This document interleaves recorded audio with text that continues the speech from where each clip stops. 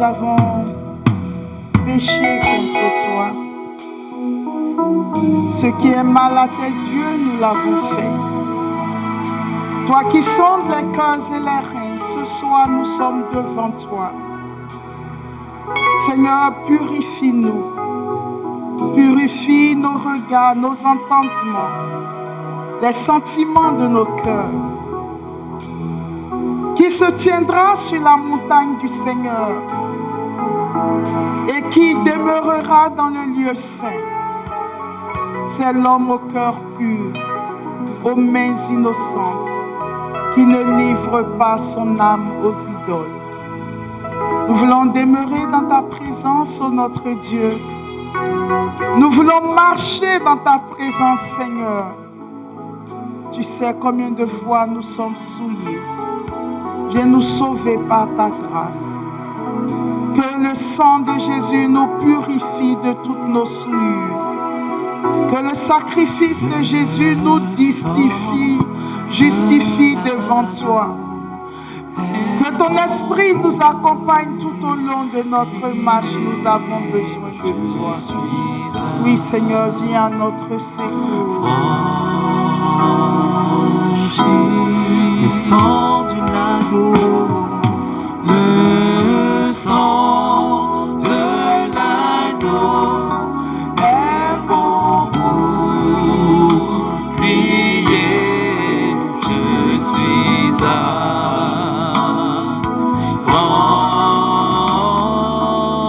Oui, de tout péché je suis affranchi. Le sang de l'agneau est mon bouclier, je suis affranchi.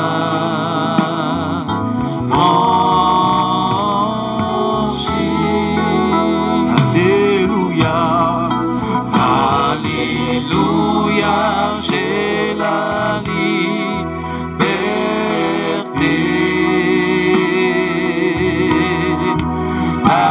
Alléluia, j'ai la liberté.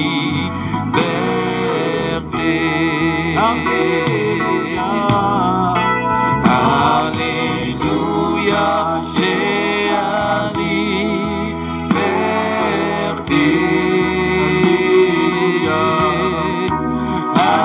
Alléluia, j'ai la liberté. Oui, le sang de l'agneau, le sang de l'agneau est mon bouclier, je suis affranchi.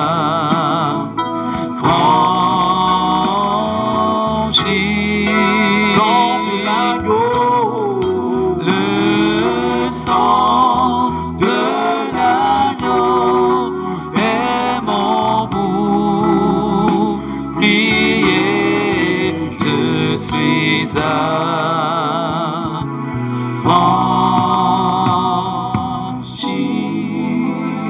Nous bénissons ta présence, Saint-Esprit de Dieu. Toi qui viens nous donner d'être agréable au Père. Toi qui viens nous disposer afin que notre sacrifice de ce jour trouve grâce devant toi. Nous voulons te dire merci, Seigneur Esprit Saint, de venir nous libérer de tout ce qui alourdit notre marche à la suite du Christ. Viens briser les chaînes et les entraves de nos vies. Viens nous donner de marcher avec assurance dans la présence de Dieu. Nous sommes sauvés. Le sang de Jésus nous a justifiés. Et ce soir, nous te disons merci, Seigneur Esprit Saint, pour ta présence au milieu de nous. Et je veux que tu demandes au Saint-Esprit de te disposer. Dis, Saint-Esprit, voici mon cœur, voici mes pensées, voici ma vie. Viens au secours de ma faiblesse.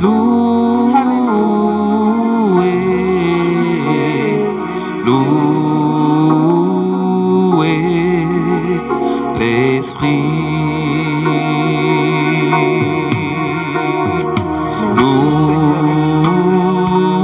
Merci pour ta présence au milieu de nous. Merci pour tout ce que tu fais. agis en nous. Que la gloire te revienne. Sois couronné de gloire. L'Esprit de Dieu.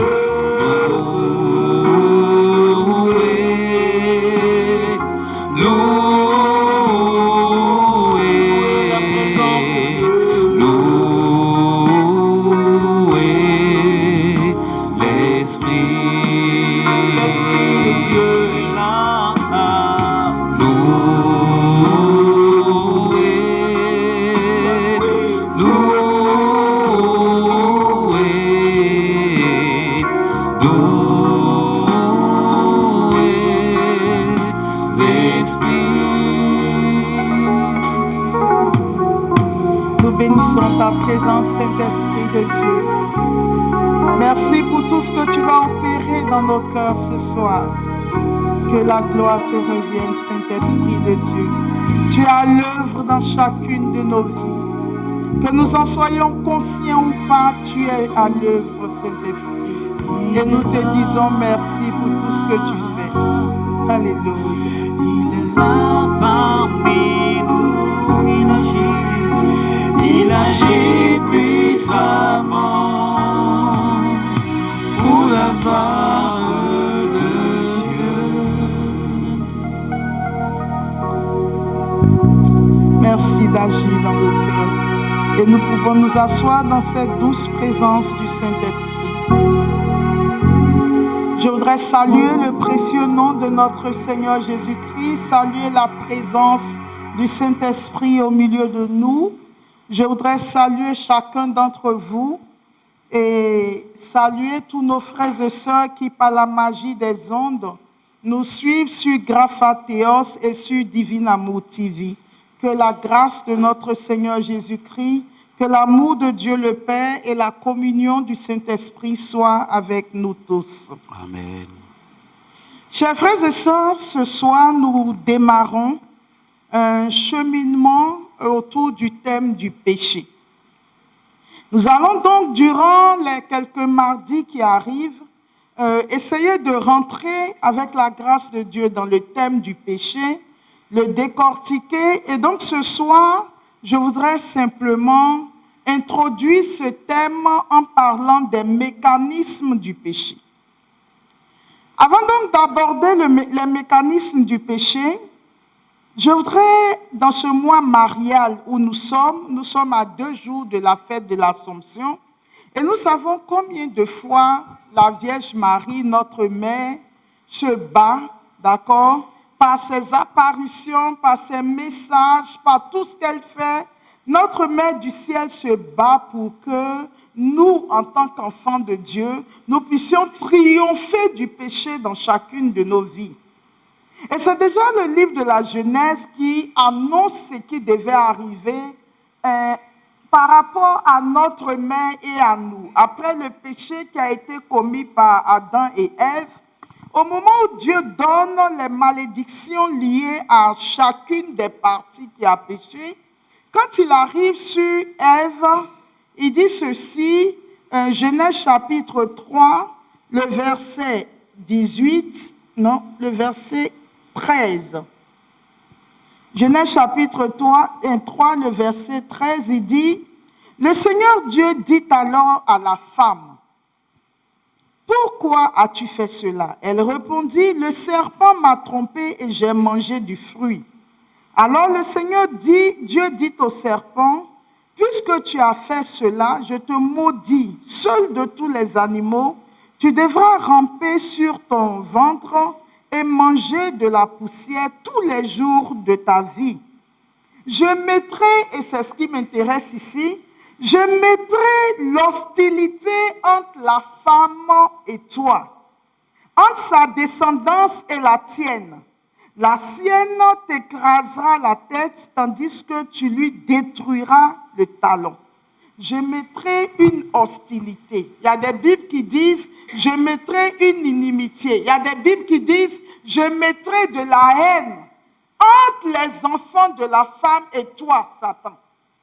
Donc, chers frères et sœurs, nous sommes enfants de la Vierge Marie si et seulement si nous éprouvons de la haine, de l'hostilité vis-à-vis de Satan. Parce que depuis le livre de la Genèse, le Seigneur dit, à cause du péché que tu as eu à commettre, Ève, moi, Dieu, je vais mettre une inimitié, une hostilité, une haine entre les enfants de Marie, les enfants de l'Église, les enfants qui sont sauvés. Je vais mettre une haine entre toi, de Satan, et les enfants qui sont sauvés. Donc, il y a une haine naturelle qui devrait exister au plus profond de notre cœur quand nous péchons. C'est-à-dire que le péché n'est pas quelque chose que nous devions en tant qu'enfants de Dieu. On ne peut pas chérir le péché, on ne peut pas dire c'est mon péché mignon, puisque depuis la Genèse, une prophétie a été donnée comme quoi il y aura une haine entre les enfants de Dieu et Satan. Donc, quand tu es authentiquement enfant de Dieu, quand tu es vraiment enfant de Dieu, tu ne peux pas éprouver une certaine joie ou une certaine attirance dans le péché. Tu ne peux jamais dire, le Seigneur même comprend, la chair est faible, le Seigneur sait que je veux le servir. C'est-à-dire que, et il y a un chant qu'on a exécuté tout à l'heure, tu aimais la justice, tu fuyais le péché. La Vierge Marie fuit le péché. Et la parole de Dieu dit que Dieu est le péché. Donc si Dieu est le péché, nous en tant que ses enfants, à qui il donne les sentiments qui sont sur son cœur, en principe, si on est vraiment Dieu, si on est vraiment enfant de Dieu, il y a deux choses d'ailleurs qui m'habitent quand je lis la parole de Dieu. Jésus dit, je connais mes brebis me connaissent et mes brebis entendent ma voix. Or, il y a des chrétiens qui disent, moi je n'entends pas la voix de Dieu. Donc, si tu n'entends pas la voix de Dieu, ça veut dire que tu ne fais pas partie de ces brebis. Pour l'instant, en tout cas. C'est ce que la parole de Dieu dit, c'est même pas moi qui le dis. En Jean, dans le chapitre 10 de Jean. D'accord, Jésus dit, mes brebis me connaissent, je les connais, elles entendent ma voix et elles savent reconnaître ma voix. Donc, les brebis du Seigneur savent entendre le Seigneur et reconnaître sa voix. Les brebis de Dieu savent quand quelque chose se passe, si ça là, ça vient de Dieu ou ça ne vient pas de Dieu. Ils sont capables en tout cas de discernement. De la même façon, dans le livre de la Genèse, Dieu dit, je vais mettre une inimitié entre toi le serpent et les enfants de la femme, et la femme et ses enfants. Tu leur mordras le talon, mais ils t'écraseront la tête. Donc, tout enfant de Dieu qui grandit dans la présence de Dieu éprouve une haine naturelle vis-à-vis du péché, éprouve du dégoût vis-à-vis du péché et ne se plaît jamais dans le péché en disant, ça là les gens ne savent pas, ça s'ils savent, ils vont dire, donc c'est comme ça je suis. Mais comme personne ne me voit, je peux pécher.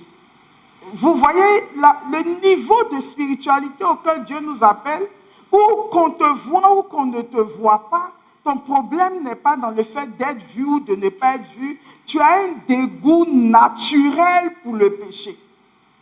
Et tu fuis toutes les occasions de péché. Alors, allons en Galates, le chapitre 5. On nous cite là-bas des éléments du péché. Galates, chapitre 5.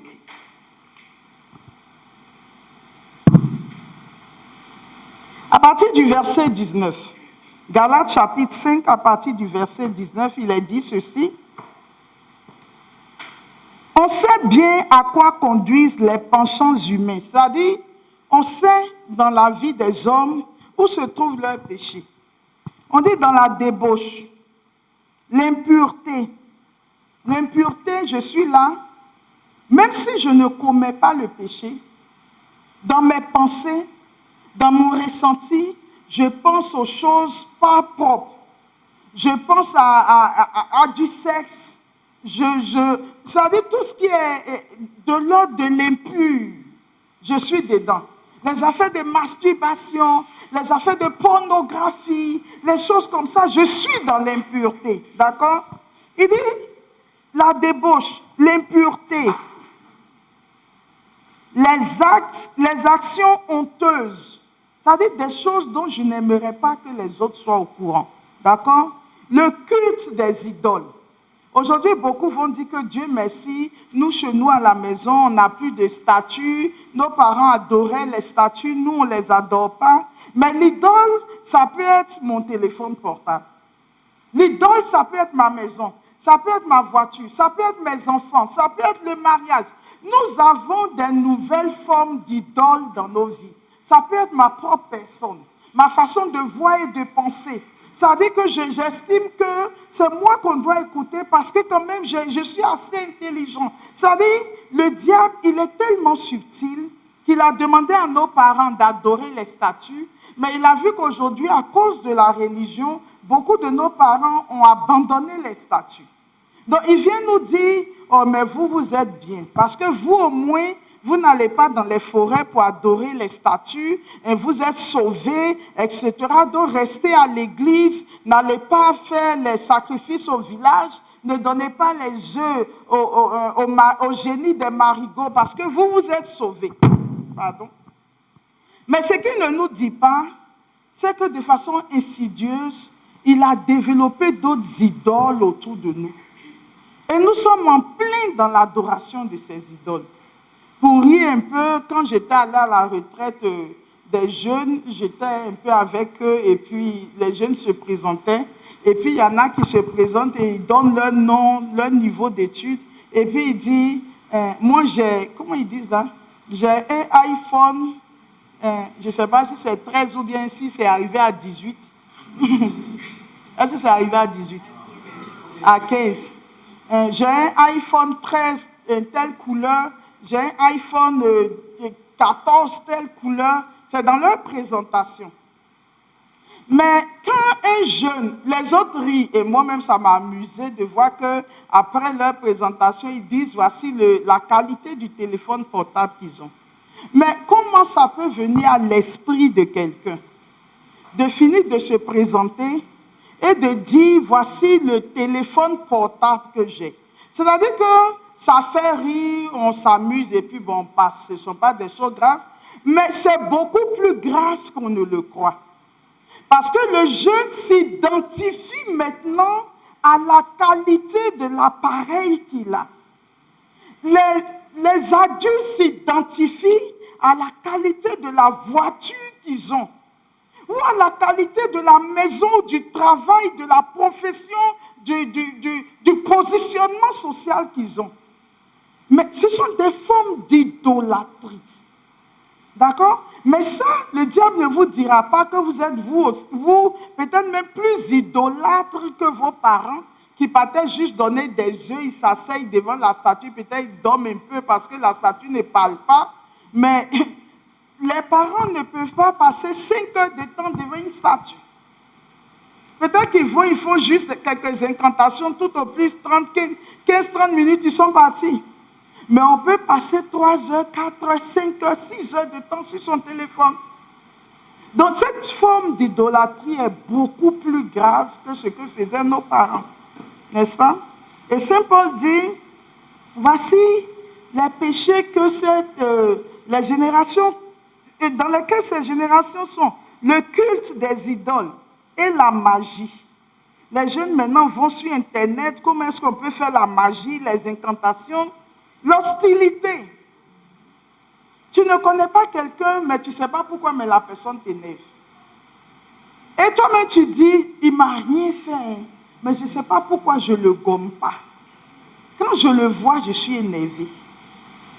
Et puis on le dit, mais avec un sans gêne, quoi. Donc comme je ne le gomme pas, je ne fais pas d'effort pour aller vers lui. Et on trouve ça normal que toi, en tant qu'enfant de Dieu, tu vois quelqu'un, tu ne sais pas pourquoi, mais tu n'aimes pas sa tête. Et parce que tu n'aimes pas sa tête, tu ne fais pas d'effort pour aller vers la personne. On trouve ça normal, d'accord? Les querelles, on est dans les querelles, les jalousies, les colères, les rivalités, les discordes, les divisions, l'envie, la beuverie, les orgies et bien d'autres choses semblables. Et ce qui est grave, c'est que ce n'est même pas comme si cette partie de la Bible a été dissimulée. Saint Paul dit, je vous avertis maintenant, comme je l'ai déjà fait, Les personnes qui agissent ainsi n'auront pas de place dans le royaume de Dieu.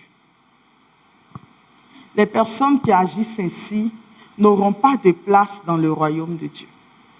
Donc, nous qui sommes ici en présentiel, comme ceux que vous qui écoutez en ligne, la question qu'il faut se poser, c'est, dans tout ce qui a été cité, est-ce que je me retrouve dans ces éléments ou pas? Et c'est Paul le dit clairement, il dit, mais ceux qui agissent de cette manière-là n'hériteront pas du royaume des cieux. Ceux qui agissent de cette manière n'hériteront pas du royaume des cieux.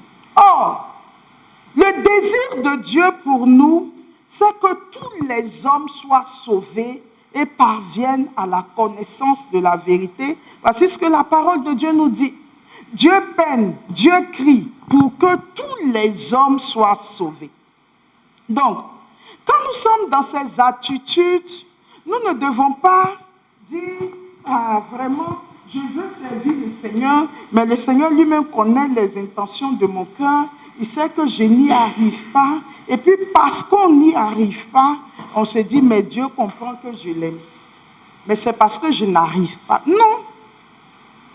Quand on essaie qu'on n'y arrive pas, mais on va devant le Seigneur, on supplie le Seigneur, on crie devant le Seigneur. Seigneur, je pêche, mais ça ne me dit absolument rien. Je ne ressens rien. Et Seigneur, j'ai besoin que tu viennes à mon secours. Il y a un cri de cœur parce qu'il y a une inimitié que le Seigneur a promis entre la femme et le diable. Mais comment ça se fait que tu ne fasses pas partie de ceux qui éprouvent de la haine ou de l'hostilité vis-à-vis du péché? Et que tu sois à l'aise avec ça. Dans ce cheminement que nous commençons, nous allons voir aujourd'hui, pour ceux qui ont fait Dieu seul suffit, il y aura des répétitions dedans, mais comme plusieurs ne nous ont pas suivis durant le séminaire Dieu seul suffit, je vais revenir sur des choses qui pour certains seront des répétitions et la répétition est pédagogique.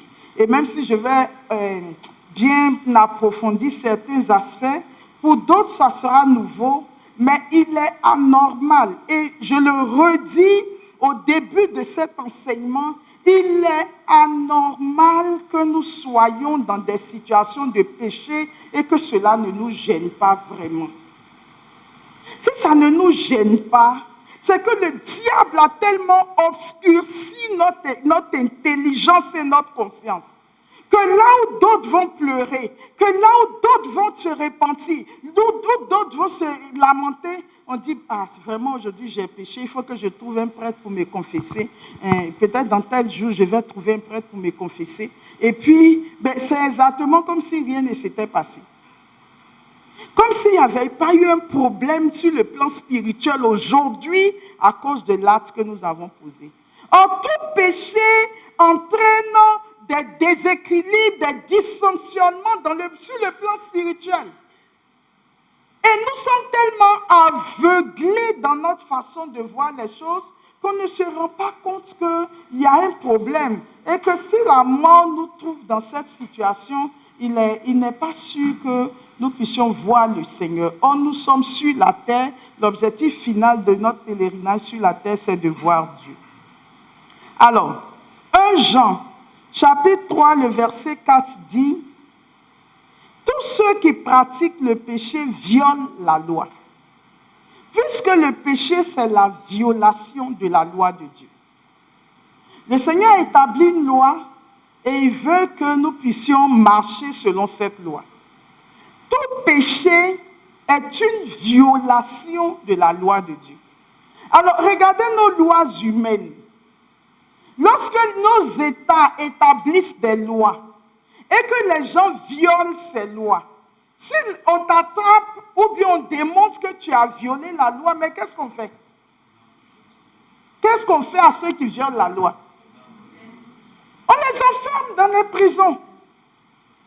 Déjà au niveau des lois humaines, quand tu violes la loi, il y a des sanctions et pour ça, tu as soit une peine, une amende à payer, soit on va t'enfermer quelques jours, soit on te fout dans une prison pendant des années.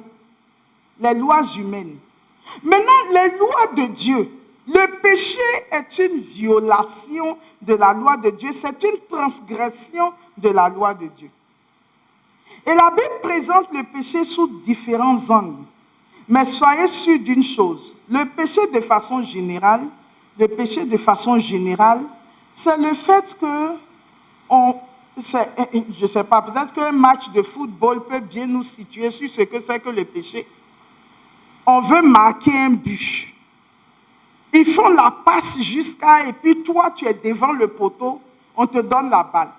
Et toi, en principe, tu dois tirer pour que la balle rentre. Et puis toi, tu vas à côté. C'est-à-dire, on s'attend à ce que tu marques maintenant, toi, tu prends la balle, tu vas ailleurs. Tu peux même aller marquer dans ton propre camp. Le péché, c'est manquer le but pour lequel nous sommes venus sur la terre.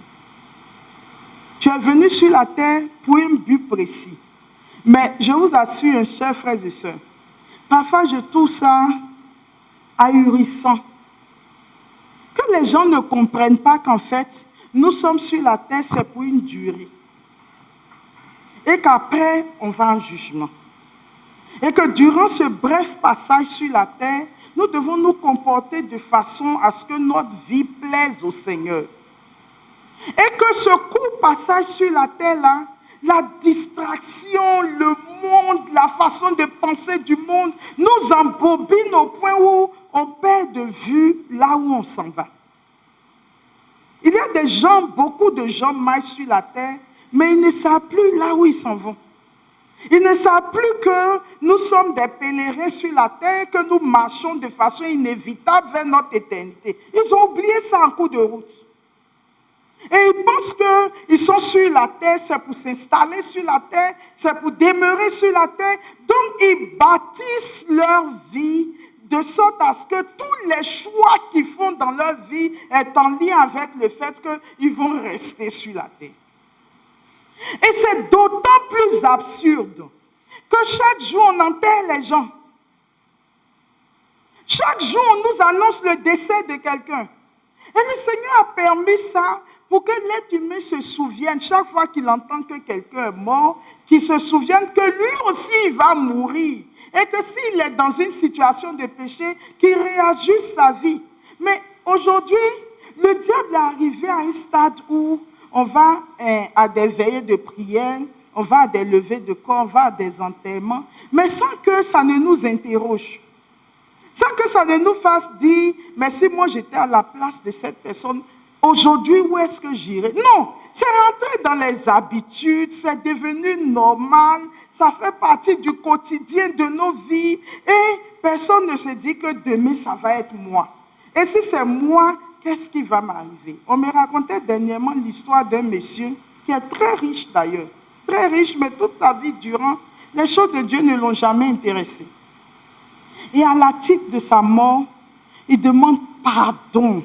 Il dit au médecin, je suis prêt à te payer le nombre de millions que tu veux, mais pardon, fais en sorte que je ne meure pas. Parce qu'il n'a jamais pensé qu'un jour il allait mourir. Mais tout l'argent qu'il a, il a beau proposer combien de centaines de millions aux médecins, mais le Seigneur dit, nul ne peut arracher l'âme de son frère à la tombe à partir de l'argent. Mais comment est-ce que les hommes sont arrivés à un tel niveau d'absurdité que personne ne se dit, mais demain moi aussi je vais être appelé et quand je serai devant le Seigneur, qu'est-ce que je vais lui dire?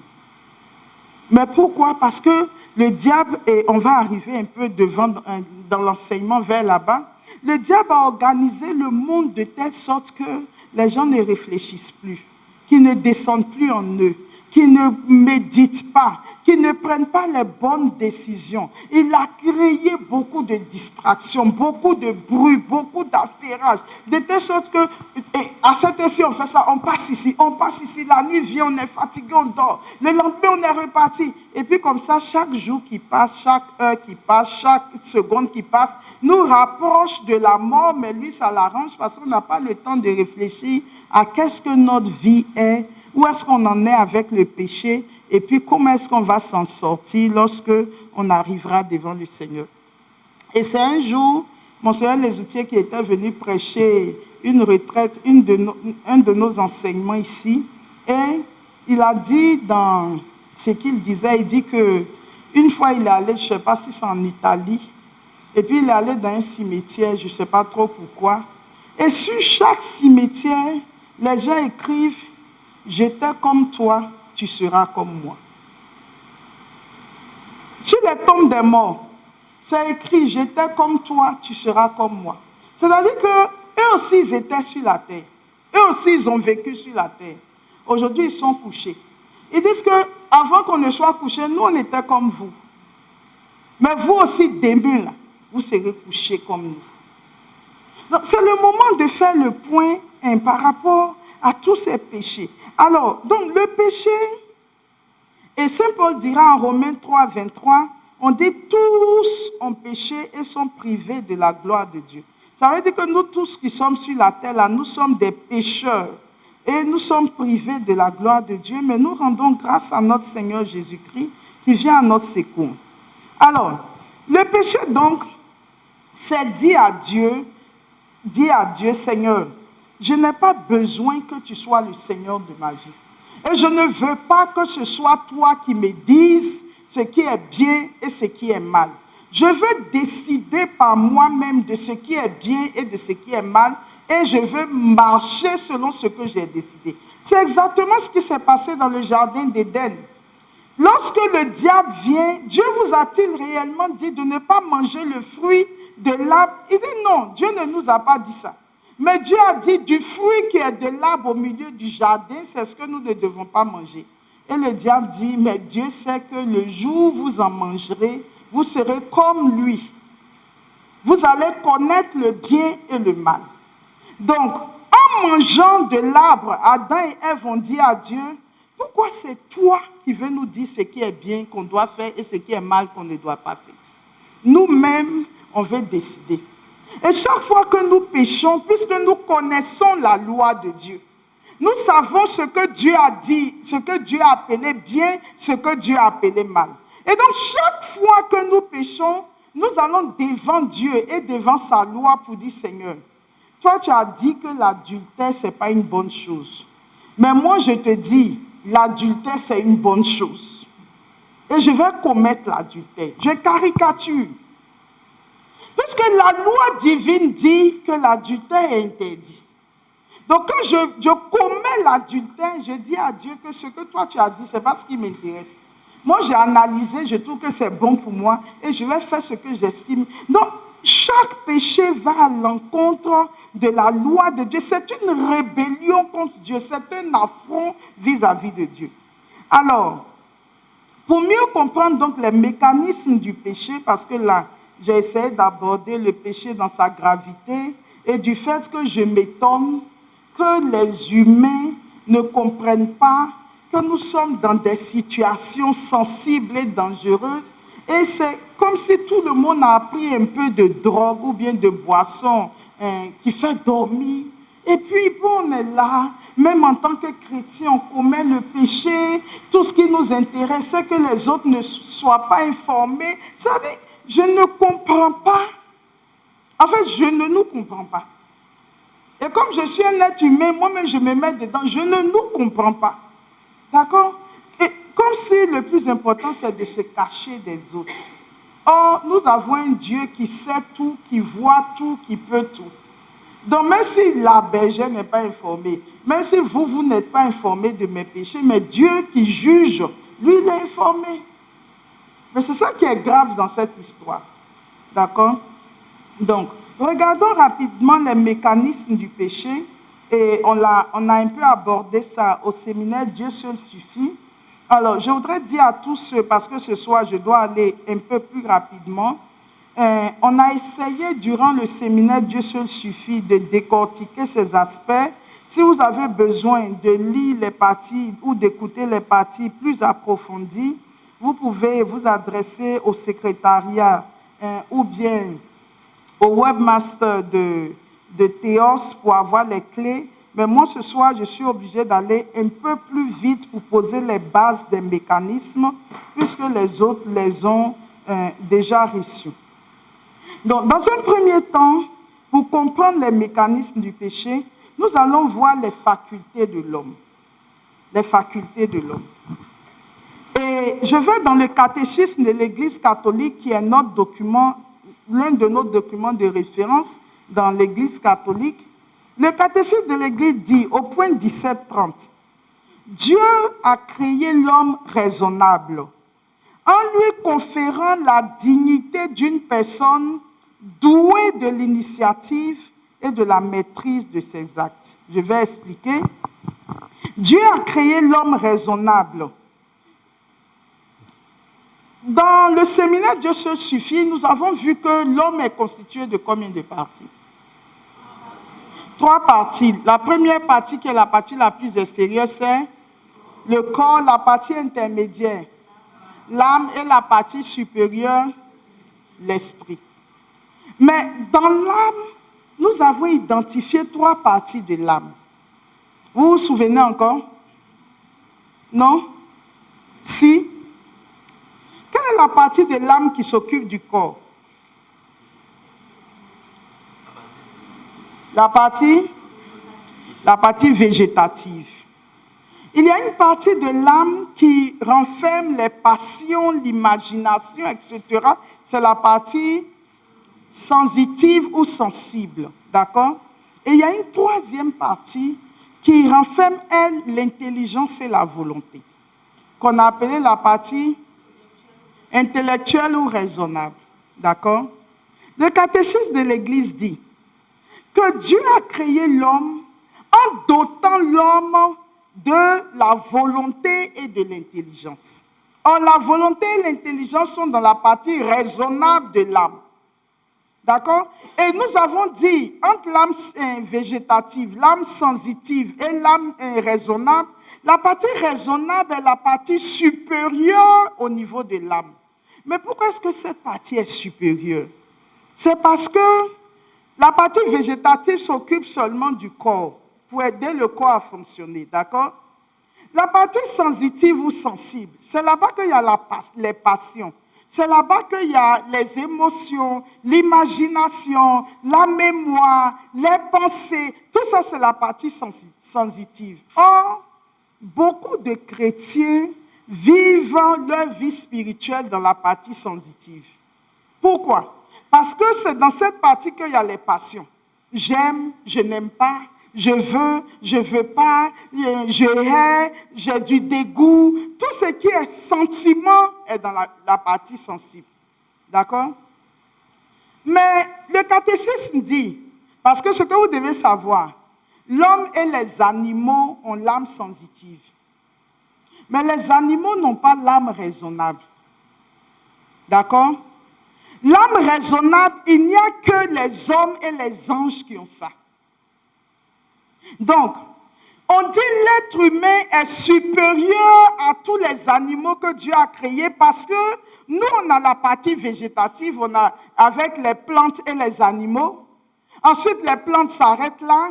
Quand on vient à l'âme sensitive, nous sommes là avec les animaux, mais les animaux s'arrêtent dans l'âme sensible. Et puis l'homme, lui, va jusqu'à l'âme raisonnable. Il a l'intelligence et la volonté que les animaux n'ont pas.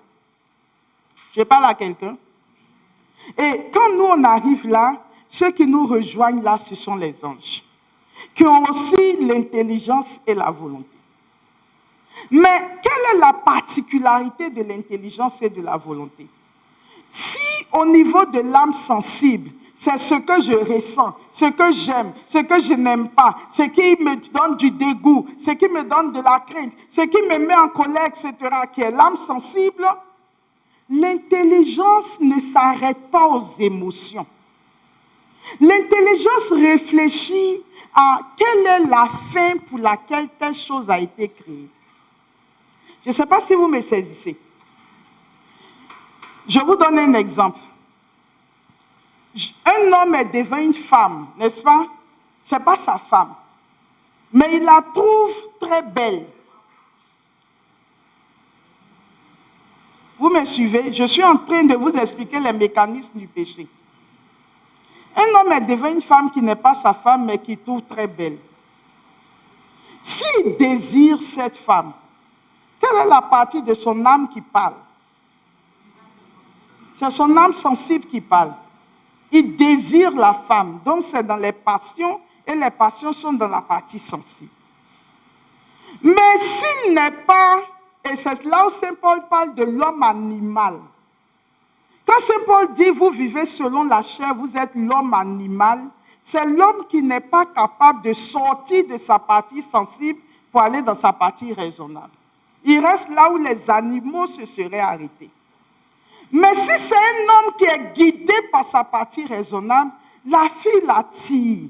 Il a du désir vis-à-vis de cette fille. Son corps lui dit, mais tu essaies de la draguer, peut-être qu'elle peut accepter. Mais son intelligence qui est dans la partie supérieure de son âme va lui dire, au fait, pour quelle raison toi tu es sur la terre? Voyez, l'intelligence interroge la fin des choses. L'intelligence va dire pour quelle raison toi tu es sur la terre. Donc toi tu es là, si une femme te plaît, tu t'en vas. Une autre te plaît, tu t'en vas. Mais tu n'es pas un animal. Tu as été créé à l'image et à la ressemblance de Dieu. Toi, ton éternité, c'est de rencontrer Dieu. Et tu sais que la loi de Dieu ne te permet pas de tomber dans ces choses-là. Donc tu ne peux pas, parce que ton corps désire une femme, céder et tu vas perdre ton éternité. Donc vous voyez, l'intelligence, elle n'est pas dans les émotions. Je veux pas, j'ai du désir, je n'ai pas de désir. L'intelligence interroge quelle est la fin pour laquelle je suis sur la terre. Vous comprenez? La volonté qui est avec l'intelligence dans la partie supérieure, la volonté, elle cherche Dieu. Dieu a créé l'homme pour que naturellement, si le péché originel n'était pas venu, naturellement la volonté de l'homme veut Dieu. Elle ne veut que Dieu. Et tout ce qu'on lui donne, si ce n'est pas Dieu, la volonté part, mais après, elle voit que c'est pas trop ce qu'elle cherche. Elle cherche encore. Elle veut, c'est-à-dire, le rôle de la volonté, c'est chaque jour, comment faire pour trouver Dieu. C'est pour ça que vous voyez parfois des gens dans les assemblées de prière, ils vous disent que moi, je ne sais pas pourquoi, mais je cherche Dieu. Je veux connaître Dieu. C'est comme ça que Dieu a créé la volonté. Donc, l'intelligence et la volonté sont là pour nous dire de ne pas céder aux passions déréglées qui sont dans notre vie. Voilà pourquoi le catéchisme de l'Église dit que Dieu a créé l'homme et l'a doté du pouvoir, de son intelligence et de sa raison. Dieu nous a créés hommes raisonnables, en nous conférant la dignité. Donc, il nous a doués de l'initiative, qui est la volonté, et de la maîtrise de nos actes. De telle sorte que tous les actes que nous posons, nous sommes responsables de ce que nous faisons. Puisque Dieu, en nous créant, nous a donné l'intelligence et il nous a donné la volonté. Nous ne sommes pas des animaux, nous sommes des humains. Donc, aucun être humain ne peut venir devant Dieu pour dire, Seigneur, tu sais, la femme là, elle me plaisait, mais ce n'est pas ma faute si j'ai chuté. Je ne sais pas si vous percevez la nuance.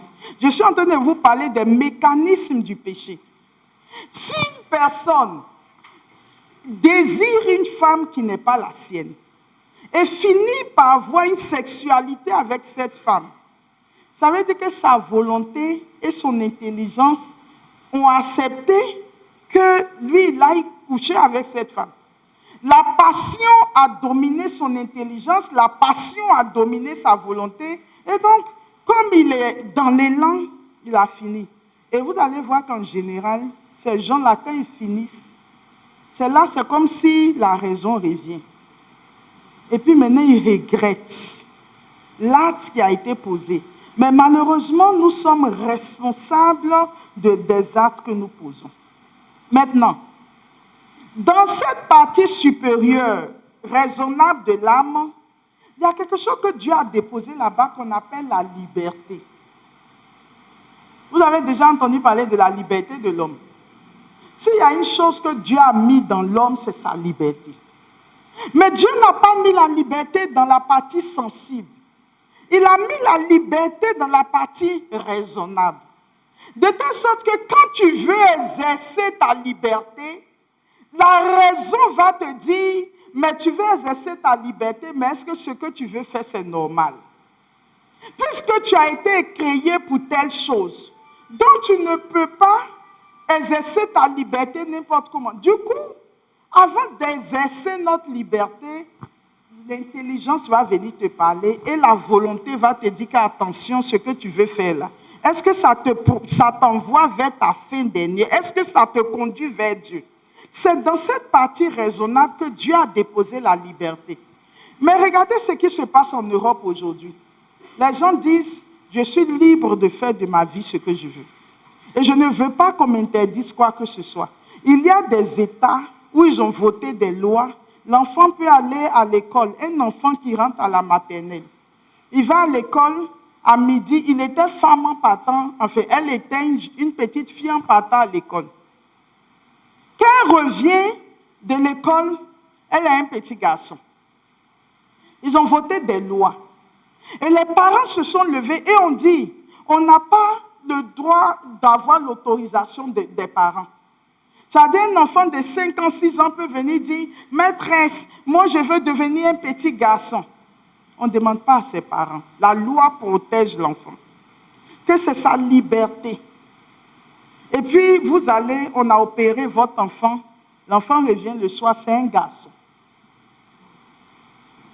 Vous comprenez ce que les hommes veulent faire de leur liberté, la liberté que Dieu leur a donnée. Oh, la liberté est une faculté que Dieu a déposée dans l'âme raisonnable pour que l'intelligence et la volonté la canalisent. De telle sorte que quand il veut faire quelque chose, l'intelligence dit, attention, est-ce que ça te rapproche de ta fin dernière? Et l'âme, la volonté dit, oui, mais fais attention parce que toi, tu es fait pour être auprès de Dieu. Est-ce que ce que tu es en train de faire est en train de te conduire à Dieu? Donc, l'homme ne peut pas faire de sa vie ce qu'il veut, comme il veut. D'accord? Le point 17-40 du catéchisme dit, l'exercice de la liberté n'implique pas le droit de tout dire et de tout faire. Il est faux de prétendre que l'homme, sujet de la liberté, se suffit à lui-même en ayant pour fin la satisfaction de son intérêt propre dans la jouissance des biens terrestres. Donc, parce que toi, on t'a créé libre, tu penses que tu peux tout dire, tu penses que tu peux tout faire. Regardez quelqu'un qui est dans une assemblée de prière. Il veut dire quelque chose. La première chose qu'il doit faire, c'est rentrer en lui-même, aller dans sa partie raisonnable, et puis dire, est-ce que ce que je veux dire là, ça va faire du bien à ceux qui écoutent? Est-ce que c'est vraiment utile? Est-ce que c'est le moment? Est-ce que ça va atteindre l'objectif? C'est-à-dire, ou bien tu es marié, tu veux faire des reproches à ton mari, tu ne te lèves pas et puis au nom d'une liberté, dis, toi je veux te parler. La dernière fois, là, qu'il y ait des gens ou pas, et puis tu engages. Tu vas rentrer en toi, dans un esprit tu vas interroger ta raison. Est-ce que le moment est favorable pour que je parle à mon mari? Est-ce que ce que je vais dire, c'est tout à fait vrai? Parce qu'il y a des gens, quand ils sont en colère, ils grossissent les choses à ne pas en finir. Est-ce que ça vaut même la peine que je lui parle? Est-ce qu'il n'y a pas une autre façon de faire les choses? L'intelligence raisonne et cherche la fin ultime des choses, telle que Dieu nous a créées.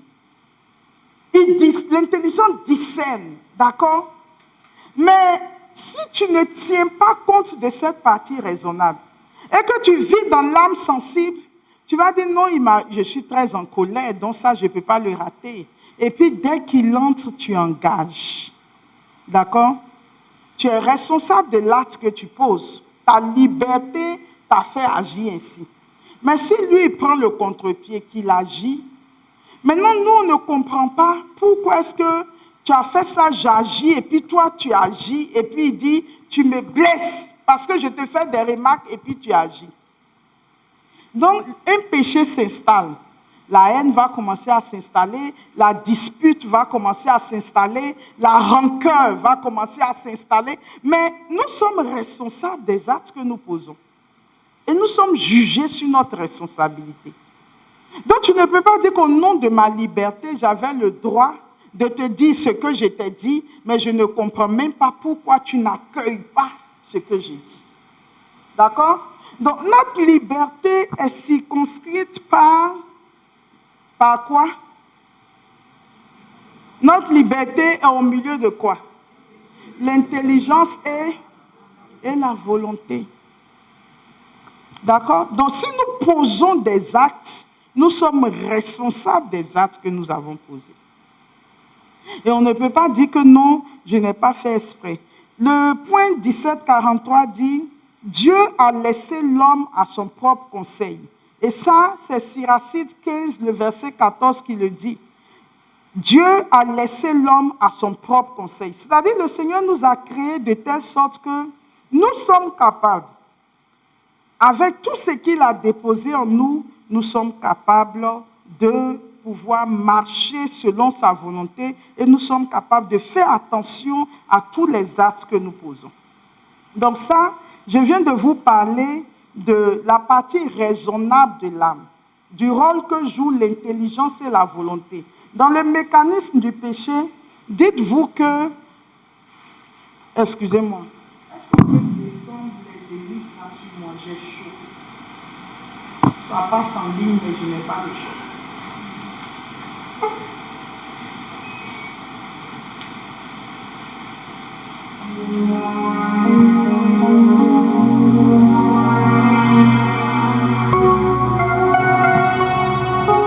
Alléluia.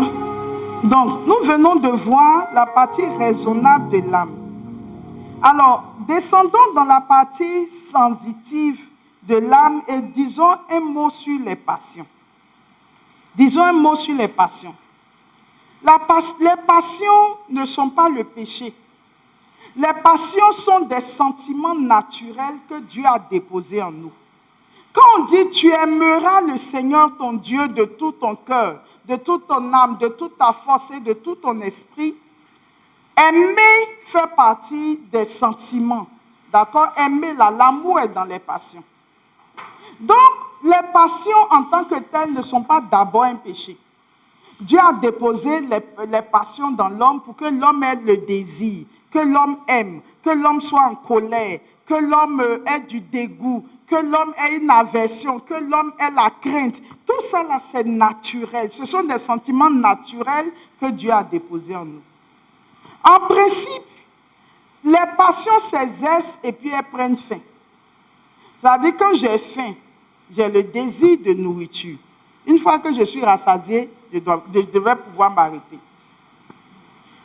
Si je veux, je ne sais pas quoi, si je suis en colère, Jésus s'est mis en colère quand il est rentré dans le temple, il a vu que les gens ont transformé le temple. Mais une fois qu'il a chicoté les gens, qu'il a renversé leur truc, sa colère est finie. C'est-à-dire, les passions sont telles que le Seigneur n'a pas prévu, en dehors de l'aimer lui et lui seul, il n'a pas prévu que tu dures.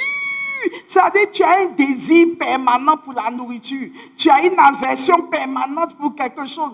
C'est-à-dire, le côté des passions, Dieu a prévu que naturellement, on exerce les passions. Et puis, une fois que tu as fini, tu t'arrêtes. Puisque c'est la volonté qui est dans la partie raisonnable, qui est appelée à chercher indéfiniment Dieu. Mais les passions sont là pour régler juste les problèmes. Alors maintenant, quand on vient dans le péché, je l'ai expliqué au séminaire, Dieu seul suffit. Alors, je préfère laisser ça quand on va aller dans les péchés. Donc, j'ai parlé des passions qui sont naturelles en l'homme, mais que l'homme doit exercer naturellement. J'ai parlé de l'intelligence et de la volonté. Mais en préparant cet enseignement, et je bénis Dieu qui m'a permis de découvrir cela, le catéchisme de l'Église catholique parle d'un autre élément qui joue un grand rôle dans le péché, c'est la conscience. C'est la conscience. Alors, le jour où j'ai fait l'enseignement sur les facultés de l'âme, j'ai dit que le corps a les 5 sens et les 12 systèmes. On a vu ça, Dieu se suffit. On a dit l'âme a ses 3 parties et chaque partie a ses sous-parties. Ça aussi, on a vu. Quand on est arrivé à l'esprit, j'ai dit que l'esprit a 3 fonctions. La communion, c'est l'esprit de l'homme qui nous permet de rentrer en communion avec l'esprit de Dieu. N'oubliez jamais ça. C'est l'esprit de l'homme qui rentre en contact avec l'esprit de Dieu. Et l'esprit de l'homme prend des informations de l'esprit de Dieu et puis vient donner ça à l'âme. D'accord? Donc c'est l'esprit de l'homme qui est en contact avec l'esprit de Dieu. Et j'ai dit que l'esprit a 3 fonctions, la communion. Elle nous permet d'être en communion avec Dieu. La deuxième fonction de l'esprit humain, c'est l'intuition. C'est-à-dire, parfois, vous êtes là, vous ne savez pas pourquoi. Il n'y a rien objectivement qui vous prépare à ça. Mais il y a comme une intuition qui jaillit de votre cœur. Et vous savez que c'est comme si Dieu vous parle, mais il n'y a rien dans les circonstances extérieures qui vous font dire que ça doit arriver. Mais ça, on n'arrive pas à expliquer ça, mais c'est une forte intuition intérieure. C'est au niveau de l'esprit de l'homme que ça se passe, parce que c'est Dieu qui est en train de se communiquer à l'esprit de l'homme. À l'esprit de l'homme. C'est comme parfois je suis là, et puis je dis, tiens, je sens que telle personne arrive vers moi. Et puis voilà ce qu'elle va dire. Mais c'est une personne que je n'ai pas vue, ça peut faire 5 ans, 6 ans. On ne s'est pas eu au téléphone les jours précédents pour que je pense à la personne. Et puis tout d'un coup, je suis là, quelque chose s'impose à moi. Que telle personne arrive et voilà ce qu'elle va me dire. Et puis quand je suis là, on tape à la porte, je dis, je suis sûre que c'est la personne. Et puis quand la personne ouvre, c'est elle. Mais qu'est-ce qui peut me faire dire que la personne que je n'ai pas vue depuis 6 ans en train de venir? C'est l'intuition. C'est-à-dire, l'Esprit de Dieu se révèle à l'homme. Un peu comme aussi, cette expérience, je l'ai vécue 2 fois ici. Un jour, il y a quelqu'un qui est venu me voir. La personne est très chic, très propre, elle sent bon, tout ça. Je parle avec la personne et je ne sais pas pourquoi, mais la personne sent mauvais dans mon nez. Je regarde la personne de haut en bas. Elle est dans les sacs, les chaussures de marque, son parfum même, je sens. Je regarde ses cheveux, elle est très propre, ses ongles, en tout cas, tout est parfait. C'est le genre de femme qu'on dit, mais c'est une femme propre. Mais l'odeur. Et quand j'ai commencé à sentir ça, je suis rentrée en moi-même. Et puis j'ai dit à la personne, tu trompes ton mari. Elle a sursauté. Elle dit, comment ça, berger? J'ai dit, tu es dans le péché sexuel. Elle dit, je ne voulais pas te dire. C'est l'intuition. Je ne voulais pas te dire, berger, mais comme Dieu m'a dévancé, je préfère te l'avouer. Et donc, on va faire un travail, sans que je ne la juge, on a fait un travail pour l'aider à sortir de là. C'est ça l'intuition. C'est-à-dire qu'il n'y a rien extérieurement qui te parle de ça, mais ça s'impose à toi. Maintenant, la 3e faculté de l'esprit. La première faculté, j'ai dit, c'est quoi? La communion. La 2e faculté, c'est l'intuition. Et puis la 3e faculté de l'esprit, c'est ce qu'on appelle la conscience morale. Alors, cette conscience morale, c'est quoi? C'est l'organe du discernement, mais c'est dans l'esprit de l'homme. C'est-à-dire qu'on est avec. C'est dans l'esprit de l'homme. Et c'est cette conscience-là qui te permet de distinguer ce qui est bien de ce qui est mal. Et le point 1776 du catéchisme dit, au fond de la conscience, l'homme va découvrir la présence d'une loi qu'il ne s'est pas donnée lui-même, mais à laquelle il est tenu d'obéir. Voyez, tout le monde naît avec une conscience. Même l'enfant sait déjà quand il pose un acte, est-ce que c'est bon, est-ce que c'est pas bon. Et c'est la raison pour laquelle les gens qui n'ont jamais entendu parler de Jésus, quand ils meurent, c'est sur la base de leur conscience-là qu'ils sont jugés. Parce que cette conscience-là, c'est là où Dieu réside. C'est-à-dire, c'est une loi divine que Dieu a déposée dans chacune de nos vies, au plus profond de nos cœurs. Et quand tu poses un acte, cette conscience-là est là pour te dire si l'acte que tu poses est bon, l'acte est bon ou mauvais. Et cette conscience se trouve dans l'esprit de l'homme. C'est là où Dieu intervient. Alors, quand tu veux pécher, ta conscience est là pour te dire ne le fais pas. Ce n'est pas bien. Ce que tu fais là, Dieu ne peut pas être content de toi. Et c'est la conscience qui va alimenter la raison et la volonté. La conscience dit à l'intelligence, il ne faut pas accepter. Ce qu'il veut faire là, ce n'est pas bon. Est-ce que vous comprenez? Donc il y a cette conscience naturelle-là que Dieu a déposée en l'homme et qui en principe, même si quelqu'un n'a pas entendu parler de Jésus, même si quelqu'un n'a pas lu la Bible, la conscience est en lui pour lui dire ça c'est bon, ça c'est pas bon, ne le fais pas, fais comme ça. La conscience est déjà un guide naturel que Dieu dépose en nous. Maintenant le catéchisme dit, cette conscience, on l'aide à grandir. C'est-à-dire que l'enfant naît avec une conscience. Mais après, il faut une formation plus assidue de la conscience. Et qu'est-ce qui réalise la formation de la conscience?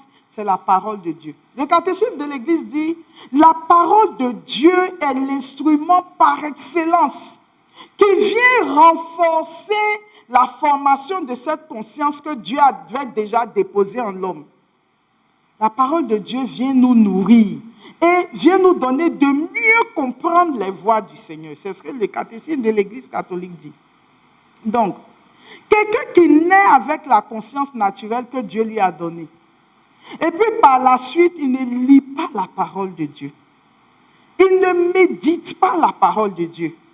Il ne vit pas selon la parole de Dieu. Au fur et à mesure qu'il grandit, face à tous les défis de la vie, etc., sa conscience commence à être émoussée.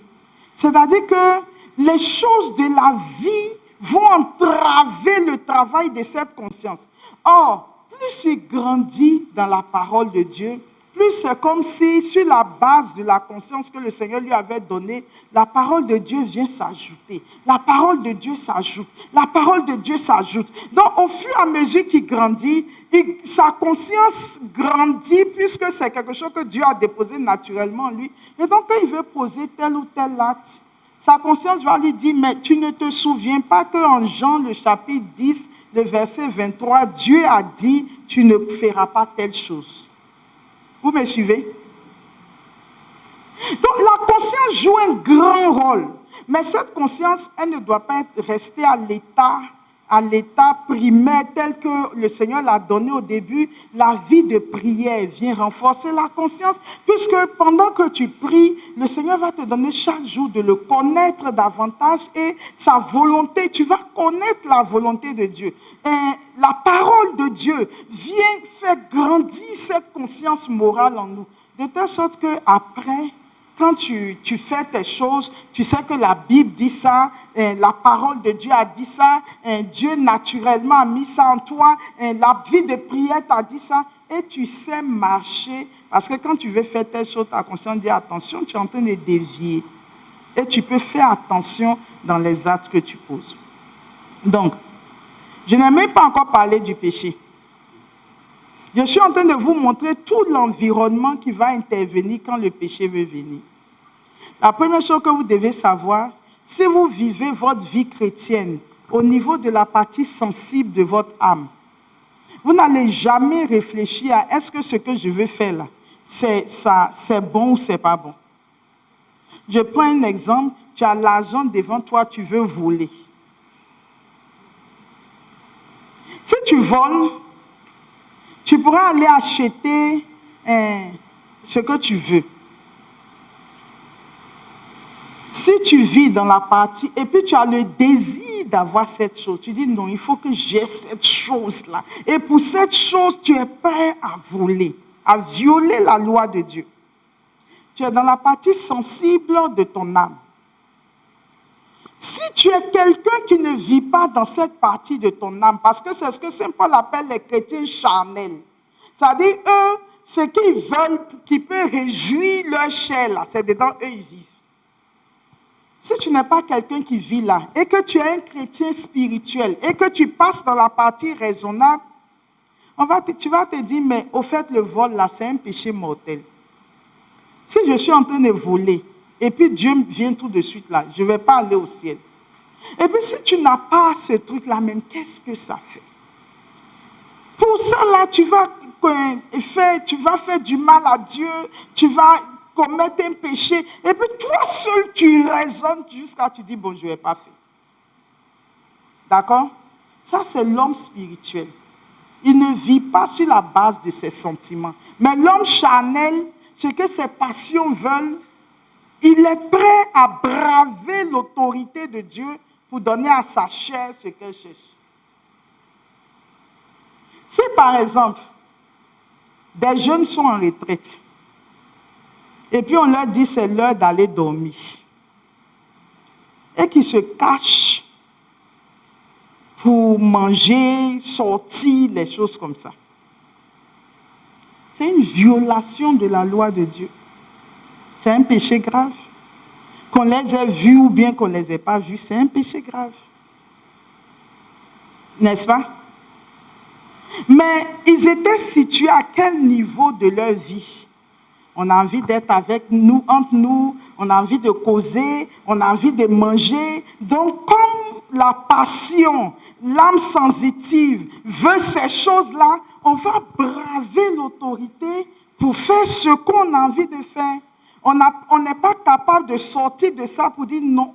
Nous sommes à tel endroit, nous sommes venus pour faire telle chose, on doit faire ce que Dieu aime, donc on ne va pas rentrer dans la partie sensitive, mais c'est parce que ce sont les animaux et les hommes qui sont dans la partie sensitive. Donc tous ceux qui restent dans la partie sensitive, ils sont comme les animaux. Et la parole de Dieu même les appelle l'homme animal.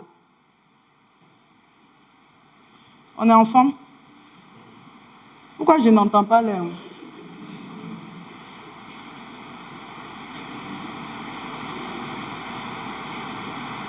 Je parle des mécanismes du péché. C'est pour permettre à chacun, chaque fois qu'il sera devant quelque chose, de dire « Qu'est-ce que je dois faire ?» Parce que le psaume 8, que j'adore tant, dit « Avoir ton ciel, ouvrage de tes doigts, la lune et les étoiles que tu fixas, qu'est-ce que l'homme pour que tu penses à lui, le fils d'un homme que tu en prennes souci, tu l'as fait un peu moindre qu'un Dieu, le couronnant de gloire et d'honneur, tu l'établis sur les œuvres de tes mains et tu mets toutes choses. » Est-ce que quelqu'un a entendu? Tu mets toutes choses à ses pieds. Donc, aucune situation ne doit nous dominer au point où on n'est pas capable de faire appel à notre raison, ni à notre volonté, ni à notre conscience. Si on a été la conscience, on a été la raison, on a été la volonté, et qu'on reste dans la passion déréglée, on n'est rien d'autre qu'un animal. Ce n'est pas moi, c'est Saint Paul. Ce n'est pas la peine de me lapider. Alors, chers frères et sœurs, quand la conscience n'est pas formée, qu'est-ce qu'elle va faire? Progressivement, les choses de la vie vont finir par éteindre la conscience. Et c'est ce qui fait que beaucoup de gens sont dans le péché. C'est devenu presque normal. Ils sont arrivés à un stade où leur intelligence est totalement obscure. La conscience elle-même, elle est émoussée. La volonté est totalement affaiblie. Les passions exercent une puissance de façon déréglée. Et ce sont maintenant les passions qui disent, va ici, fais ça, ne fais pas ça. C'est-à-dire qu'ils sont devenus esclaves. Alors que dans la pensée de Dieu, le Seigneur nous a créés pour que nous puissions dominer. Donc je voulais dire ici le point 1785 du catéchisme dit « Dans la formation de la conscience, la parole de Dieu est la lumière sur notre route. Il nous faut l'assimiler dans la foi et la prière et la mettre en pratique. Il nous faut encore examiner notre conscience au regard de la croix du Seigneur. Nous sommes assistés des dons de l'Esprit Saint, aidés par le témoignage et les conseils et guidés par l'enseignement de l'Église. » Donc vous voyez, le catéchisme dit, vous ne pourrez pas fortifier, faire grandir votre conscience s'il n'y a pas la parole de Dieu, s'il n'y a pas la prière, si vous ne méditez pas sur la passion du Christ, si vous n'allez pas vers les dons du Saint-Esprit, etc., vous ne pourrez pas faire grandir votre conscience. D'accord? Donc la conscience est quelque chose qui est fondamental et quand la conscience est émoussée, puisqu'elle ne sait plus qu'est-ce qui est bien, qu'est-ce qui n'est pas bien, la conscience va vous emmener à faire des choix bizarres. Donc, pour revenir au péché, on l'a vu lors du séminaire « Dieu seul suffit » pour ceux qui y étaient. Je l'ai dit tout à l'heure, pour ceux que ça intéresse, vous pouvez prendre les clés pour écouter à fond. Pour revenir au péché, comment est-ce que le diable alors va utiliser ses facultés de l'âme? Puisque moi, ce soir, mon principe et l'objectif que je cherche, c'est quels sont les mécanismes du péché. C'est-à-dire, par quoi le péché passe pour arriver en nous. Donc, la première chose que vous pouvez retenir, c'est que le diable ne peut pas agir directement sur la partie raisonnable de l'âme. Seul Dieu le peut. Dieu est le seul, parce que c'est lui qui a créé l'homme, Dieu est le seul qui peut agir directement sur l'homme. Le diable ne peut pas venir comme ça et puis entrer dans la vie de quelqu'un, sauf si tu allais lui dire que tu veux lui appartenir, etc. Par des pactes, là, il peut venir. Mais tant qu'un homme n'a pas dit à Satan, viens en moi, Satan ne peut pas venir. Ça, c'est la première chose que vous pouvez retenir. Mais le diable cherche toutes les ouvertures des sens pour venir vers nous. D'accord? Donc, qu'est-ce qu'il fait quand il veut rentrer dans la vie d'un être humain? C'est que la première chose que fait le diable, il va mettre devant toi quelque chose qui va faire miroiter comme quelque chose de bien. Donc, ça va passer parfois par les sens extérieurs. Tu vas voir quelque chose, tu dis non, il faut que j'ai ça. Tu vas entendre quelque chose, tu dis non, ça là, je dois être là-bas. Tu vas sentir quelque chose, tu dis où ce parfum là? Non, j'imagine, quand je vais mettre, en passant, les gens vont se tourner. Tu vas voir quelque chose, tu veux toucher. En fait, le diable, il va d'abord utiliser nos 5 sens extérieurs. Ça, ce sont les sens extérieurs. Il utilise aussi les sens intérieurs. Et les sens intérieurs, je vous ai dit que c'est dans la partie sensitive de l'âme et c'est l'imagination. Tu es là, toi seul, il n'y a rien à l'extérieur, mais tu imagines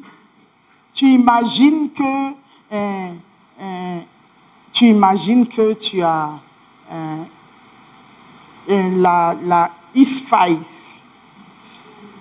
D'accord? Tu es là, toi seul, dans ta chambre. Tu imagines que tu as la IS-5. Et puis tu te vois au volant de la IS-5. Le frayon qui te frappe. Et toi, tu es assis là, tu dis, mon imagination aussi. Mais tu ne sais pas qu'il y a quelqu'un qui est à l'extérieur, qui est en train de t'inspirer ces pensées-là. Puisque lui, il peut agir sur les sens éteints en proposant des choses à ton imagination. Donc tu imagines les choses, tu imagines. Et puis quand tu as fini, que ce soit à l'extérieur parce que tu as vu une IS-5 passer, que ce soit à l'intérieur parce que ça s'est imposé à toi, ce qui crée chez toi, c'est le désir d'avoir la IS-5. Donc quand on va dans les désirs, on est dans quoi? On est dans le désir, c'est quoi? C'est une passion. C'est une passion du concupiscible. D'accord? Donc tu as le désir d'avoir la IS-5. Mais tu n'as pas l'argent pour avoir la IS-5. Donc qu'est-ce qu'il va faire? Il va créer chez toi les moyens. C'est-à-dire, il va dire que mais trouve-toi les moyens d'avoir la IS-5. Et puis tous les jours, il est là. il revient à ton imagination. Tu dors même, tu te vois dans la X5. Et il va faire en sorte que là où tu vas passer maintenant, il fait très chaud. Et puis, non, si j'avais ma X5, tout ça là n'allait pas arriver. Mais depuis longtemps, tu es dans ton bureau, les gens font beaucoup de corruption. Tu dis que toi, tu n'es pas dans la corruption, que toi, tu suis le Seigneur. Tu vas à la messe les dimanches, mais tu ne lis pas la parole de Dieu. Tu n'as pas une grande vie de prière. Tu n'invoques pas le Saint-Esprit.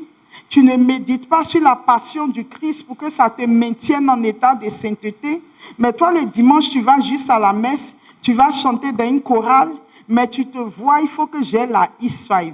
Tu n'as pas donné à ta conscience les éléments dont elle a besoin pour être fortifiée. Mais tu te contentes d'aller à l'église et de faire équipe du rosaire ou bien tu es dans la chorale. Il est là à ta porte. Donc toi, tu ne feras rien pour avoir la X5. Il va créer une situation où tu vas te retrouver devant une situation de corruption. Tu arrives là. Voici l'argent. Voici la X5 que tu vois depuis. Et puis voici ta foi. Ici, l'intelligence devait te dire, ne le fais pas. Mais l'intelligence elle-même, elle est tellement affaiblie. La volonté est affaiblie. La conscience, elle, on n'en parle pas. Et qu'est-ce qu'il va faire? Il dit, ça, c'est une occasion que tu rates. Si tu n'as pas pris, tu n'auras plus jamais de X5 dans ta vie. Tu regardes à gauche, tu regardes à droite. Personne ne sera au courant. Mais tu vois que s'il y a la X5, on va te respecter dans la famille. Tu te vois dans la X5 en train d'aller au village. Comment les gens vont sortir? D'ailleurs, ton neveu qui t'a manqué de respect parce qu'il avait la Toyota RH là. Quand il va te voir, ça veut dire qu'il te donne tous les arguments pour que tu cèdes. Mais les trois choses qui pouvaient t'empêcher de céder, il les a déjà fragilisées. Parce que tu ne pries pas. Parce que tu ne lis pas la parole de Dieu. Parce que tu ne médites pas sur la passion du Christ. Parce que tu n'invoques pas le Saint-Esprit pour qu'il t'aide dans ta marche. Tu as regardé à gauche, à droite, tu dis, bon, s'il te plaît, ça peut rester en nous deux. Le gars dit non, il n'y a pas de problème. Lui, il veut son chèque. Tu dis, bon, moi, je vais tout faire pour faire signer ton chèque, mais on se retrouve ici, tu me donnes mon argent. Et c'est ce qui se passe. Et puis, tu prends l'argent, tu t'en payes ta X5. Mais quand tu es assis dans la X5, ta conscience va revenir. Parce qu'elle, elle appartient au Seigneur. Elle va te dire que ce que tu as fait là, est-ce que tu trouves ça bien? Mais dès l'instant où vous voyez que le diable était au dehors, il a pu t'emmener au péché. Dès l'instant où il a pu faire en sorte que par la corruption, tu aies une X5, il va revenir demain pour te pousser à sortir avec telle personne. Ça veut dire, quand le diable commence, il a vu ta fragilité, il ne sait plus s'arrêter. Donc, il va revenir avec autre chose. Il va revenir avec autre chose. Vous voyez les mécanismes du péché. Donc, quand on a entendu une telle formation, en sortant de là, qu'est-ce qu'on se dit? Il faut que je fasse attention à ce que ma conscience soit en permanence nourrie et que ma conscience soit forte. Que maintenant, je ne fasse pas les choses sur la base de mes ressentis. Parce que les ressentis sont dans le sensible. Et c'est là-bas justement que le diable agit. Donc quand il veut appuyer sur une de tes passions, tu dis, je ne rentre pas dedans. On te fait quelque chose, tu veux te mettre en colère, tu as le droit d'être en colère. Mais c'est là-bas que le diable agit. Tu dois tout faire pour ne pas tomber dans la colère. Et le Seigneur dit, même si on te gifle sur une joue, tends l'autre. Parce que Jésus sait ce que Satan est capable de faire à partir de l'âme sensible.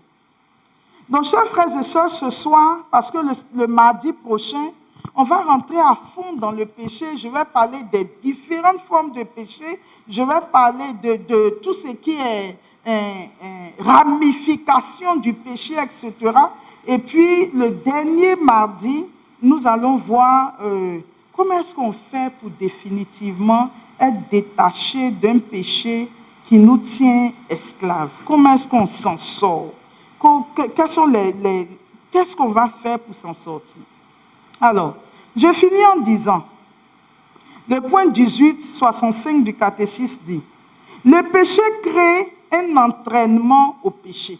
C'est-à-dire, dès l'instant où tu rentres dans le péché, ton âme maintenant va s'habituer à aller de péché en péché. Il engendre le vice par la répétition des mêmes actes. Si tu as menti une fois, que toi-même tu as trouvé que ce n'est pas grave, c'est un petit, toi-même tu qualifies, un petit mensonge. Or, la Bible dit que c'est le diable qui est le père du mensonge. Mais toi, tu dis que ce mensonge-là, il est tout petit. D'accord? Si tu es habitué à faire des petits mensonges, tu vas finir par devenir un grand menteur. D'accord? Donc, le péché crée un entraînement au péché. Il engendre le vice par la répétition des mêmes actes. Il en résulte des inclinaisons perverses qui obscurcissent la conscience et corrompent l'appréciation concrète du bien et du mal. Ainsi, le péché tend à se reproduire et à se renforcer, mais il ne peut pas détruire le sens moral. Alors, ce que vous devez savoir, c'est que tous les vices, imaginez que c'est un arbre, et c'est par ça que je voudrais finir. La prochaine fois, je parlerai de la tentation avec les autres péchés.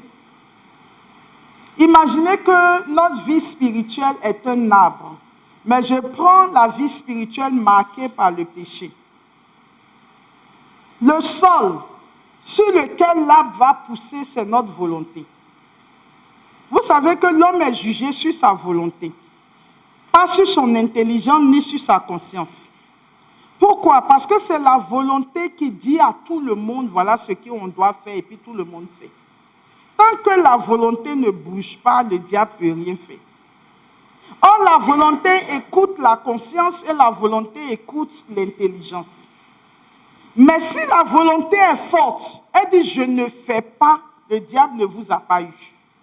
C'est seulement quand la volonté cède que le péché a lieu. D'accord? Donc, le sol sur lequel tout va pousser, c'est la volonté. Alors, les racines qui vont dans le sol, c'est l'amour déréglé de soi-même. C'est-à-dire, on s'aime tellement qu'on est prêt à faire des choses qui nous arrangent au mépris de la loi de Dieu. Donc, les racines qui rentrent dans la volonté, là, c'est l'amour déréglé de nous-mêmes. Tous ceux qui pêchent, ce sont les gens qui sont arrivés à un stade où ils se sont préférés par rapport à Dieu. C'est-à-dire, Dieu a demandé ça, c'est vrai, mais quand je regarde ma vie, c'est que je gagne et ils pêchent. D'accord? Donc, c'est l'amour déréglé de nous-mêmes. Ce sont les racines qui rentrent dans la volonté. Vous me suivez bien? Le sol, c'est quoi? La volonté, les racines, c'est quoi? L'amour déréglé de soi-même. C'est-à-dire, quand le ministre m'a dit, si tu couches avec moi, je vais te donner une bourse. Il y avait l'amour de moi-même, puisque il va m'envoyer au Canada, il va me donner une bourse, il va me donner l'argent. Si l'amour déréglé de moi-même avait pris le pas sur l'amour que j'ai pour Dieu, j'aurais cédé. Est-ce que vous voyez? Donc, ma volonté allait être affaiblie, puisqu'il faut que je veuille pour que le ministre couche avec moi. Mais comme j'ai refusé, il ne peut pas coucher avec moi. Donc, l'amour déréglé de nous-mêmes va être les racines qui vont dans le sol qui est la volonté. L'arbre qui pousse, quand il y a l'amour déréglé de nous-mêmes, c'est l'orgueil de la vie. On devient suffisant et orgueilleux. L'arbre qui pousse. Non, pardon. Le tronc, il y a déjà le tronc. Le tronc, c'est l'égoïsme. On est centré sur soi-même. Puisque l'amour déréglé de nous-mêmes nous a fait pécher, le tronc qui va sortir, c'est l'égoïsme. Tout doit tourner autour de nous. Et puis maintenant, au sommet comme ça, vous avez l'orgueil de la vie. L'orgueil de la vie. Je vous donne un exemple. S'il y a une fête, que toutes les femmes doivent être bien habillées, et que pour ça, il faut aller s'acheter beaucoup de pagnes et de bijoux, mais tu n'en as pas les moyens. D'accord? C'est une expérience concrète que j'ai vécue. Hein. Un tassimètre qui m'a dit que où moi j'habite, là, il a déjà eu beaucoup de femmes. D'accord? Alors, tu as l'amour déréglé de toi-même qui te dit, mais quand tes amis vont sortir là, toi, qu'est-ce que tu vas porter? Mais les gens vont te narguer si tu n'as rien. Donc l'amour déréglé de toi peut te faire dire, mais ce monsieur-là, il n'aurait jamais pu m'avoir. Mais comme je suis serré et que j'ai un honneur à défendre, je vais céder ma volonté pour avoir ce que je cherche pour pouvoir avancer. D'accord? Donc, à ce moment-là, l'amour déréglé de toi-même va faire céder ta volonté et le péché est là. Quand le péché grandit, c'est l'égoïsme. Et puis, tu es centré sur toi. D'accord? Maintenant, le jour où tout le monde doit sortir, tu veux que les gens sachent que quand même c'est toi. Que voici le pain que tu as porté, les bijoux que tu as portés, l'orgueil de la vie. Or, depuis la base, tout est souillé. D'accord? Mais toi, tu t'en fous que tu sois passé par là pourvu que les gens disent que tu étais bien habillé, que non, les bijoux qu'elle a portés là, on n'a jamais vu ça. L'orgueil de la vie. Les branches. Je vous ai parlé de la concupiscence de la chair et de la concupiscence des yeux. Et c'est là que les péchés capitaux commencent à venir. La gourmandise, la luxure, l'envie, la paresse, la colère, la médisance. Vous voyez, tous ces trucs-là commencent dans les racines. Et puis ça s'en va. Donc, tout ton être devient péché. Mais le diable, ça l'arrange. Parce que quand Dieu te regarde de la tête aux pieds, ta volonté est anéantie. Tu es rempli de toi, l'amour déréglé de toi. Tu es quelqu'un d'égoïste, l'orgueil de la vie, la concupiscence de la chair, la concupiscence des yeux, les péchés capitaux, c'est-à-dire ton organisme spirituel du sommet à la base, tout n'est que péché. Et c'est là le diable dit, si seulement Dieu pouvait venir le rappeler maintenant. Parce que quand tu vas te présenter devant Dieu, Dieu va regarder tout ça, il n'y a rien qui lui appartient. Et c'est là où le diable cherche à te faire mourir. Et c'est là où il va dire aux sorciers, activez votre réseau parce que j'ai besoin de le récupérer rapidement. Et en ce moment-là, qu'est-ce que le Seigneur peut faire pour te protéger puisque tu as choisi délibérément d'offrir tout ton organisme au diable. Donc quand le sorcier fait ça, prend. Et le diable, lui, te récupère immédiatement. Nous faisons ces enseignements pour que le Seigneur nous dispose. Qui nous dispose à comprendre que nous sommes appelés à être au sommet. Nous sommes appelés à être dans les hauteurs. Nous sommes appelés à dominer sur tout, y compris sur le péché. Faire attention à la qualité de notre vie spirituelle. Pour nourrir l'arbre spirituel qui est en nous, pour nourrir notre organisme spirituel, avec la parole de Dieu, avec la prière, avec la messe, avec les méditations, avec les lectures spirituelles, etc., pour que notre organisme spirituel soit fort et que quand le diable viendra, que nous puissions dominer sur lui à tous les niveaux de notre vie. Que Dieu nous bénisse et nous garde. Avant la quête, je vais prier rapidement pour nous et nous allons faire la quête, l'offrande, avant de partir. Au nom du Père et du Fils et du Saint-Esprit. Amen. Seigneur, nous te bénissons pour ta fidélité. Nous te disons merci parce que tu n'as pas changé. Ta fidélité demeure d'âge en âge. Et Seigneur, si nous sommes là devant toi, c'est parce que toi, le premier, tu nous as aimés. La parole de Dieu dit que tu appelais tes disciples et tes apôtres à l'écart et tu les enseignais, afin qu'ils connaissent les réalités de la vie spirituelle et profonde et qu'ils sachent comment marcher. Et tu as dit, Pierre, le diable t'a réclamé pour te cribler, mais j'ai prié pour toi. De telle sorte que quand tu seras revenu, que tu affermisses tes frères. Nous voici devant toi, avec nos pauvretés et nos misères. Moi, la première, Seigneur, qui parle, par qui tu passes pour parler. Tu nous connais, Seigneur, au plus profond de nous-mêmes. Sois notre force, sois notre bouclier, sois notre rempart. Seigneur, viens au secours de toutes les faiblesses de nos vies, là où l'ennemi domine encore, oh Dieu.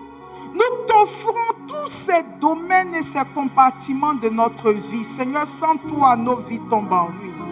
Nous sommes incapables de sortir de l'esclavage du péché si ta grâce ne nous rejoint pas. Nous avons besoin de toi. Nous avons besoin de ta force. Nous avons besoin de ton amour. Nous avons besoin d'être délivrés. Nous avons besoin ce soir que le sang de Jésus nous lave à grande eau, nous justifie, que le sang de Jésus nous remette debout et nous donne d'être des témoins fidèles qui marchent dans la fidélité à ton nom, ô Dieu. Seigneur, je me confie à toi. Je te confie mes enfants, ma famille. Je te confie chaque membre de Théos. Je te confie la mission elle-même. Je te confie, ô Dieu, tous nos frères et sœurs qui nous suivent en ligne. Ceux de Grapha Théos, ceux de Divine Amour TV, je te confie ton Église, ô Dieu. Seigneur, aie pitié de nous. Aie pitié de nous, Seigneur. Sauve-nous par ta grâce. Sauve-nous par ta grâce, ô Seigneur. Tu es vivant, tu n'as pas changé. Ta fidélité demeure d'âge en âge. Jésus, que ton triomphe resplendisse dans chacune de nos vies. Que ton triomphe resplendisse, ô Dieu. Et que nous soyons vainqueurs du mal et du péché. Nous te le demandons, Père, au nom de Jésus et par l'intercession de notre Mère, la Vierge Marie. Amen.